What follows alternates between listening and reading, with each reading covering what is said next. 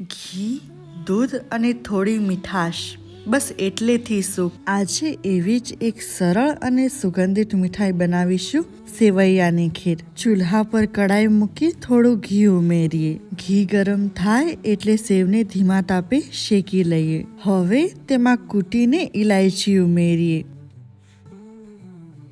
ઇલાયચીની સુગંધ સેવમાં ભળી જાય એટલે તેમાં ગરમ કરેલું દૂધ ઉમેરીએ.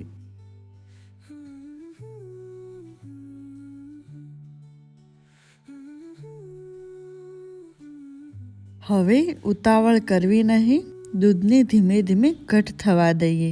દૂધ સારી રીતે ઘટ થાય એટલે તેમાં ખાંડ ઉમેરીએ. હવે મનપસંદ ડ્રાયફ્રૂટ, કાજુ, બદામ અને કિશમિશ ઉમેરી બધું એકરસ થવા દઈએ.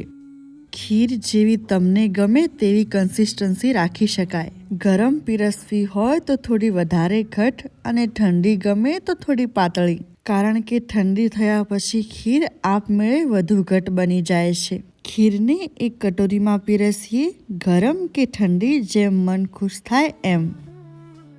મીઠાશ જે દિલ સુધી જાય.